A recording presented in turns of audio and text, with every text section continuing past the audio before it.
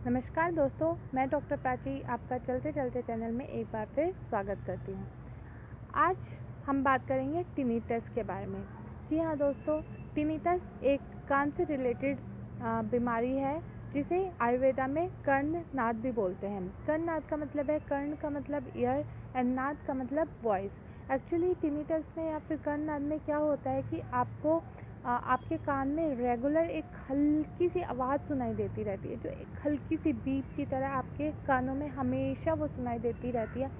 चाहे आप आराम से लेटे हों, बैठे हों, खा रहे हों, पी रहे हों, वो आपके कानों में वो आवाज़ आपके रेगुलर रहती रहती है। इसे टिनिटस बोलते हैं। वैसे तो नॉर्मली क्या होता है कि कभी कभी हर कोई व्यक्ति अपनी पूरी लाइफ में थोड़ी बहुत देर के लिए इस जो आवाज़ होती है टिनिटस का मतलब कभी ना कभी हो जाता है उसको, लेकिन वो बहुत ही टेम्प्ररी होता है। जैसे आपको भी कभी महसूस हुआ होगा कि आपको एक सेकंड के लिए किसी चीज़ की आवाज़, एक बीप सुनाई दी है, लेकिन आप ध्यान से सुनते हैं तो कुछ होता नहीं है वहाँ पे। तो एक बहुत ही, ये तो खैर टेम्प्ररी है, इससे कोई प्रॉब्लम नहीं है। लेकिन अगर इन फ्यूचर ये आपको बढ़ जाती है और आपको लगातार ही आती रहती है, 24 घंटे आवाज़ आती रहती है, तो आपको बहुत ज़्यादा इरिटेट कर सकती है, बहुत ज़्यादा आपको आगे प्रॉब्लम भी कर सकती है।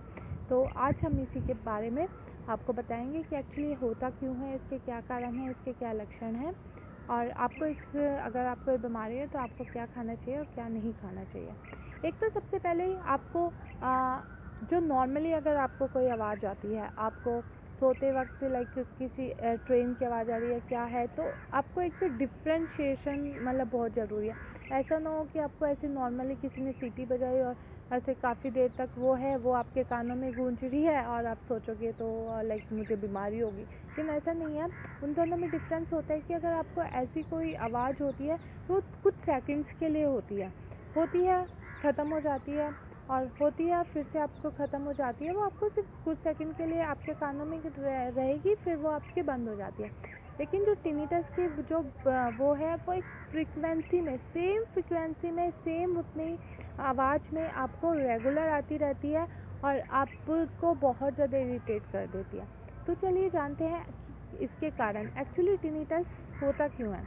आयुर्वेदा में बताया गया है कि हमारे वात के दूषित होने की वजह से हमें टिनिटस की प्रॉब्लम हो जाती है। जब हमारा वात डिफरेंट वेज से हमारे कान में एंटर करता है, हमारा वात दूषित होकर, तो ये टिनिटस की कर्णनाद की सिचुएशन पैदा कर सकता है। इसके कई कारण हो सकते हैं। एज के साथ साथ ये प्रॉब्लम बहुत ज़्यादा कॉमन हो गई है आज के टाइम में। अगर किसी की एज ज़्यादा है तो उसे टिनिटस की प्रॉब्लम हो जाती है।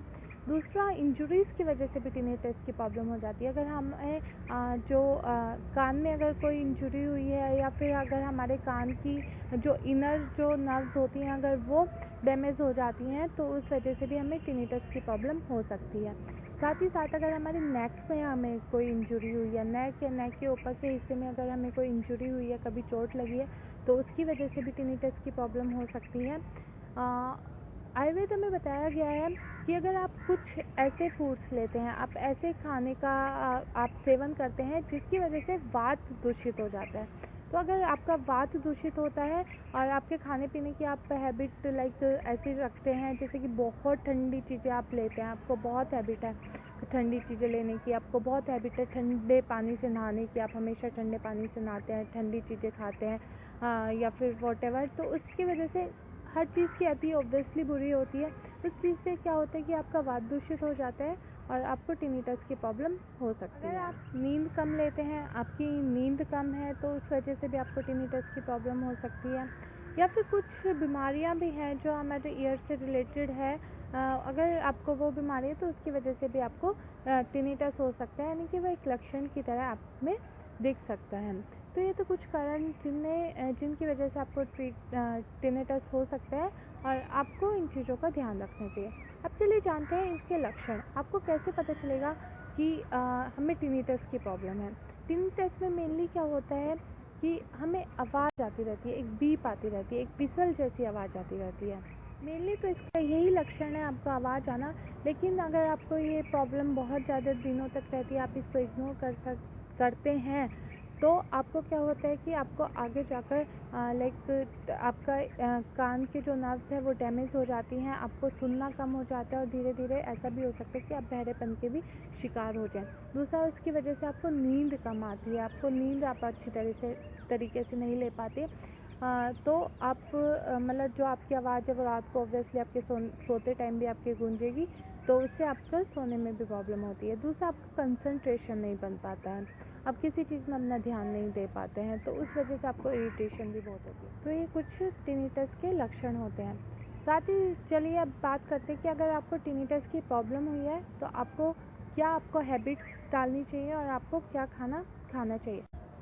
आपको रेस्ट करना चाहिए, आपको फिज़िकली और मेंटली बहुत ज़्यादा ना तो स्ट्रेस लेना चाहिए, ना ही आपको बहुत ज़्यादा ऐसे एक्सरसाइजेज वगैरह करनी चाहिए।